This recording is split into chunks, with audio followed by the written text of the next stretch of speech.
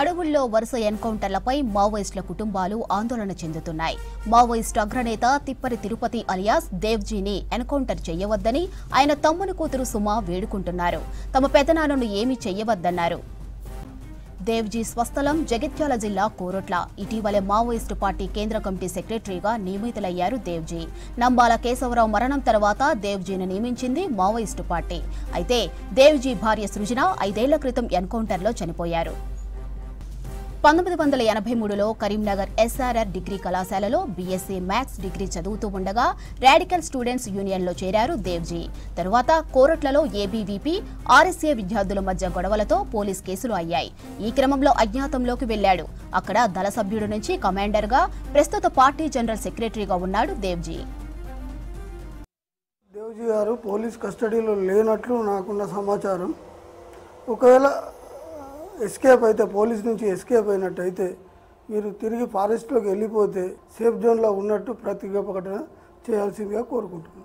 మా అన్న పరిస్థితి అంటే ప్రస్తుతానికి టెక్నికల్ కమిటీలో రహస్య కమిటీ మెంబర్గా ఉన్నట్లు తెలుసు. పూర్తి సమాచారం మా అన్నయ్య గురించి కూడా మాకు కూడా ఏం తెలియదు. అనేక సార్లు పార్టీని అప్రోచ్ అవుతున్నాం, ప్రయత్నాలు చేస్తున్నాం. అయినప్పటికీ ప్రయత్నాలు ఫలించడం లేదు. దాని విషయంలో ప్రయత్నం చేస్తున్నాం సరెండర్ చేయించడానికి. ఆ విషయంలో ఈ లోపల ఇవన్నీ సంఘటనలు జరుగుతున్నాయి. అవకాశం కల్పిస్తే మేమే ఫారెస్ట్కి వచ్చి మిమ్మల్ని ఇంటికి తీసుకురావడానికి ప్రయత్నం చేయగలుగుతాం. పరిస్థితులు అయితే బాగులేవు. ఇదివరకు ఎన్కౌంటర్లు న్యూస్లో వస్తున్నాయి. ఆయన ప్రాణాలకు ఏ హాని తలపెట్టద్దు అని మేము మీడియా తరపున ముందుకొచ్చి చెప్తున్నాము. యాజ్ ఎ ఫ్యామిలీ మెంబర్గా ఆయన క్షేమాలు కోరుకుంటున్నాము. ఒకవేళ పోలీస్ ఆధీనంలో మా పెద్దనాన్న గారు ఉంటే కోర్టులో హాజరుపరచాలని వాళ్ళ కుటుంబ సభ్యులను మేము కోరుకుంటున్నాము. ఒకవేళ ఆయన సేఫ్ జోన్లో ఎక్కడైనా ఉంటే ఫ్యామిలీకి ఎలాగైనా చిన్న ఇంటిమేషన్ ఇచ్చినా కానీ మేము వచ్చి మిమ్మల్ని జాగ్రత్తగా తీసుకొచ్చుకుంటాం. పెద్దనాన్న మీకోసం ఎన్నో ఏళ్ళు ఎదురు చూస్తున్నామని మాత్రం మర్చిపోకండి. సిచ్యువేషన్ చాలా ఇది అయిపోయినప్పుడైనా మీరు ఆలోచించండి ఒక్కసారైనా వచ్చేయడానికి. హిడ్మా ఎన్కౌంటర్ తర్వాత మరికొంతమంది కీలక మావోయిస్టు నేతలపై చర్చ కొనసాగుతోంది. తిప్పరి తిరుపతి అలియాస్ దేవ్జీ ఎక్కడా? ఇప్పుడు దేశవ్యాప్తంగా ఇదే హాట్ టాపిక్. మారేడుపల్లి టైగర్ ఫారెస్ట్లో జరిగిన ఎన్కౌంటర్లో హిడ్మాతో పాటు మరో 6 మంది మృతి చెందారు. అయితే దేవ్జీ ఈ ఎన్కౌంటర్ నుంచి తప్పించుకున్నారా లేక పోలీసుల అదుపులోనే ఉన్నారా అనే చర్చ సాగుతోంది. ఉదయాన్నే దేవ్జీ మృతి చెందినట్టు వార్తలొచ్చాయి. ఆ తర్వాత చనిపోలేదని కూడా వార్తలొచ్చాయి. ఏపీ ఇంటెలిజెన్స్ ఏడీజీ మహేష్ చంద్ర లడ్డా మృతులంతా ఛత్తీస్గఢ్ వాసులేనని చెప్పారు. ఎన్కౌంటర్ నుంచి పలువురు మావోయిస్టులు తప్పించుకున్నట్టు తెలుస్తోంది. అయితే తప్పించుకున్న వారిలో దేవ్జీ కూడా ఉన్నారా? ఇప్పుడు ఇదే పెద్ద ప్రశ్న. రైట్గా మరిన్ని వివరాలు ధనరాజ్ అందిస్తారు. చెప్పండి ధనరాజ్, హిడ్మా ఎన్కౌంటర్ తర్వాత దేవ్జీ ఎక్కడనే చర్చ జరుగుతుంది, అప్డేట్స్ ఏంటి? మాధురి, అల్లూరి జిల్లా అయినటువంటి నిన్న మారేడుమిల్లిలో జరిగినటువంటి హిడ్మా ఎన్కౌంటర్ తర్వాత చాలా కీలకమైనటువంటి పరిణామాలు జరిగాయి. ఎందుకంటే మావోయిస్టు పార్టీకి చెందినటువంటి చీఫ్గా ఉన్నటువంటి తిప్పరి తిరుపతి అలియాస్ దేవ్జీ కూడా మొదట్లో అతను ఎన్కౌంటర్ అయ్యాడనే వార్తలు రావడం, ఆ తర్వాత పోలీసుల నుంచి దాని నుంచి ఖండన రావడం జరిగింది. దాంతోపాటు మొత్తం మీద చూసినట్టయితే దేవ్జీ పోలీసుల అదుపులో ఉన్నారనే చర్చనీయాంశం జరిగింది.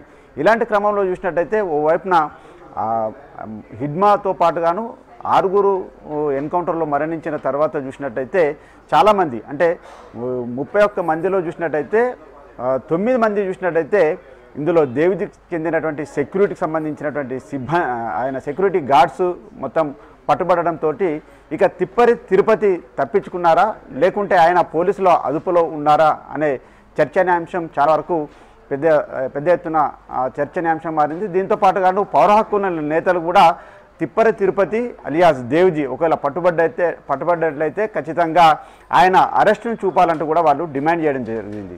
ఇక మావోయిస్టు పార్టీకి చీఫ్గా ఇటీవలనే అంటే మే నెలలో చూసినట్టయితే నంబాల కేశవరావు ఎన్కౌంటర్ జరిగిన తర్వాత పార్టీ చీఫ్గా తిప్పరి తిరుపతి అలియాస్ దేవ్జీని నియామకం చేశారు. ఆ తర్వాత చూసినట్టయితే మొత్తం పార్టీకి సంబంధించి దిశను చాలా కీలకంగా నడపాల్సినటువంటి బాధ్యత ఇటు తిప్పరి తిరుపతి అలియాస్ దేవ్జీ పైన ఏర్పడింది చెప్పచ్చు. ఇక ఓ వైపున చూసినట్టయితే ఆపరేషన్ ఖగార్కు సంబంధించి చూసినట్టయితే చాలా వరకు దూకుడు పెంచింది. మరోవైపున చూసినట్టయితే మావోయిస్టులో ఉన్నటువంటి కేంద్ర కమిటీ సభ్యులతో పాటుగాను అదేవిధంగా రాష్ట్ర నాయకత్వం కూడా పూర్తిగా ఒక్కొక్కరు లొంగుబాట పట్టారు. ఈ క్రమంలో చూసినట్టయితే మల్లోజుల వేణుగోపాల్తో పాటుగాను ఆశన్న అదేవిధంగా చంద్రన్న వీళ్ళంతా వరుస లొంగుబాట్లు పట్టినటువంటి క్రమంలో మరోవైపున పార్టీలో అంతర్గతంగా కూడా విభేదాలు తలెత్తడం, ఇక మావోయిస్టు సంబంధించినటువంటి ఎవరైతే ఆయుధాలు వీడడం కూడా సరైంది కాదంటూ ఇడ్మా కూడా చాలా వరకు మావోయిస్టు పార్టీలో చాలా వరకు ఆయన మరో ఎత్తుగడను ఎత్తుకున్నారు. ఆ తర్వాత కూడా పోలీసులకు చిక్కకుండా కూడా మొత్తం తప్పించుకుంటూ ఆ తర్వాత మారేడుమిల్లి నిన్న జరిగినటువంటి ఎన్కౌంటర్లో ఆయనతో పాటు 6 చనిపోయారు. మరోవైపున చూసినట్టయితే 31 మందిని కూడా ఆక్టోపస్ సంబంధించి ఏపీ పోలీసులు పట్టుకొని తర్వాత విచారణ కొనసాగిస్తున్నారు. అయితే ముఖ్యంగా చూసినట్టయితే నిన్న ఎన్కౌంటర్ జరిగినటువంటి సిచ్యువేషన్లో ఇక దేవ్జీ పట్టుబడ్డారో అనే విషయాలు బయటికి రావడంతో చాలా వరకు వాళ్ళ కుటుంబ సభ్యులు చూసినట్టయితే చాలా వరకు ఆందోళన చెందారు. ఎందుకంటే జగిత్యాల జిల్లా కొరుట్లలోని అంబేద్కర్ నగర్ చెందినటువంటి ఈ దేవ్జీ చాలా వరకు అక్కడ మొత్తం విద్యాభ్యాసాన్ని చేశారు. ఇంటర్ తర్వాత డిగ్రీ కరీంనగర్లోనే చదివారు. ఆ తర్వాత ఆయన 1982లోనే జగిత్యాల జైత్రయాత్ర అనే ఉద్యమం నుంచి కూడా మొత్తం పీపుల్స్ వార్లోకి చేరి అంచెలంచెలుగా కేంద్ర కమిటీ నాయకునిగా ఎదగడం, ఆ తర్వాత మొత్తం నేషనల్ సంబంధించినటువంటి మిషన్లో కూడా మిలిటరీ కమాండర్గా ఎదుగుతూ ఆ తర్వాత మే నెలలో నంబాల కేశవరావు మరణించిన తర్వాత పార్టీ కీలక బాధ్యతలను పార్టీ సుప్రీం కమాండర్గా ఆయన నియామకం చేపట్టారు. ఆ తర్వాత చూసినట్టయితే ఇక తిరుపతి చూసినట్టయితే మనం గతంలో ఉన్నటువంటి పార్టీ చీఫ్గా ఉన్నటువంటి ఏదైతే గణపతి బీర్పూర్కి చెందినటువంటి ముప్పాల లక్ష్మణరావు అలియాస్ గణపతి తర్వాత ఆయన శిష్యుడిగా చాలా వరకు పేరున్నటువంటి దేవ్జీ చాలా వరకు మిషన్ సంబంధించినటువంటి ఆపరేషన్లో చాలా వరకు ఈయన ఎక్స్పర్ట్ అని చెప్పొచ్చు. ఈ దేశంలో జరిగినటువంటి కీలక ఆపరేషన్లో దేవ్జీ ప్రధానమైనటువంటి పాత్ర పోషించారు. దాంతోపాటుగాను 2010లో జరిగినటువంటి దంతేవాడకు సంబంధించినటువంటి సిఆర్పిఎఫ్ జవాన్లు 74 మంది చనిపోవడంలో కూడా తిరుపతి ప్రధాన వ్యూహకర్తగా వ్యవహరించారు. అదేవిధంగా హిడ్మాతోటి కూడా ఆయనకు ఎందుకంటే ఈ దండకారణకు సంబంధించినటువంటి దక్షిణ బస్తర్కు సంబంధించిన ప్రాంతంలో ఆయనతో కలిసి కూడా పనిచేశారు.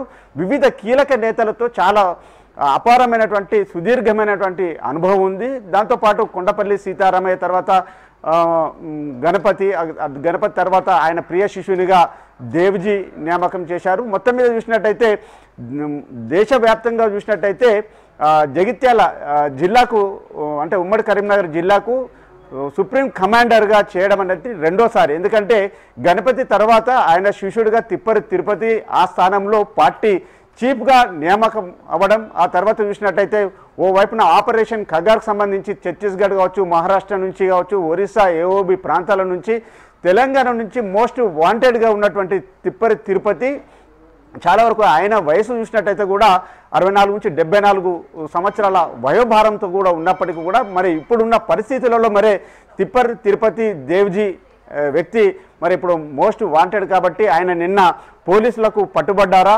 లేకుంటే పోలీసుల నుంచి ఆయన తప్పించుకున్నారా అనేది మాత్రం చాలా వరకు సస్పెన్స్ కొనసాగుతుంది. మరోవైపున చూసినట్టయితే నిన్న ఏపీ డీజీ అంటే అడిషనల్ డీజీ అయినటువంటి మహేష్ చంద్ర లడ్డా కూడా చాలా వరకు ఇంకా కూంబింగ్ ఆపరేషన్ కొనసాగుతుంది. కొంతమంది మావోయిస్టులు తమ కూంబింగ్ ఆపరేషన్ నుంచి కూడా తప్పించుకున్నారు అనేది కూడా ఆయన చాలా వరకు సెన్సేషనల్ కామెంట్ చేయడం జరిగింది. మరి నిన్న తిరుపతి పోలీసుల కూంబింగ్ ఆపరేషన్లో మరి ఆయన తప్పించుకున్నారా లేకుంటే ఆయన సిబ్బంది సంబంధించి 9 మంది మరి పట్టుబడ్డటువంటి క్రమంలో ఆయన జాడ కోసం ఇంకా కూంబింగ్ ఆపరేషన్ కొనసాగుతుందా లేకపోతే పోలీసుల అదుపులోనే ఉన్నారా? రాబోయే సంబంధించినటువంటి ప్రకటన మరి చూసినట్టయితే దేవ్జీని పోలీసులు అతన్ని సజీవంగా పట్టుకొని మరి లొంగుబాటును చూపిస్తారా లేకుంటే ఇంకా మిషన్కి సంబంధించినటువంటి కూంబింగ్ ఆపరేషన్ కొనసాగుతుందా? ఇలాంటి క్రమంలో పౌర హక్కుల నేతలు మాత్రం దేవ్జీ ఒకవేళ పట్టుబడ్డట్టయితే ఖచ్చితంగా ఆయనను కోర్టు ముందు హాజరుపరచాలనేది ప్రధానంగా చర్చనీయాంశం కొనసాగుతుంది. ఇలాంటి క్రమంలో మరి నిన్న మారేడుమిల్లి సంబంధించినటువంటి టైగర్ ఫారెస్ట్ నుంచి పోలీసుల నుంచి మొత్తం ఆయన తప్పించుకున్నటువంటి క్రమంలో మరి ఎలాంటి వార్త ఉండబోతుంది? మరి దేవ్జీ పోలీసుల నుంచి తప్పించుకున్నాడా లేకుంటే పోలీసుల అదుపులోనే ఉన్నారనే విషయంలో చాలా వరకు కుటుంబ సభ్యులతో పాటుగాను పార్టీలో పెద్ద ఎత్తున కూడా చర్చనీయాంశంగా మారింది. ఇక దేవ్జీ ఒకవేళ పట్టుబడినా లేకుంటే పోలీసుల చిక్కిన ఇక మొత్తం పార్టీకి సంబంధించి చాలా వరకు తుది అంకం మిషన్ ఆపరేషన్ అంతా కూడా కగార్ ఆపరేషన్ చాలా వరకు తుది అంకానికి చేరుతుంది అనేది మాత్రము మనకు అర్థమవుతుంది. ఎందుకంటే వచ్చే 4 నెలల్లోనే పూర్తిగా ఆపరేషన్ కగార్ కూడా పూర్తి చేయాల్సినటువంటి సిచ్యువేషన్ ఏర్పడింది. కాబట్టి మిలిటరీ ఫోర్స్ బలగాలంతా కూడా చాలా వరకు ఇప్పటికే మావోయిస్ట్ ప్రాబల్యం ఉన్నటువంటి జిల్లాలన్నింటినీ కూడా జల్లెడపడుతున్నారు.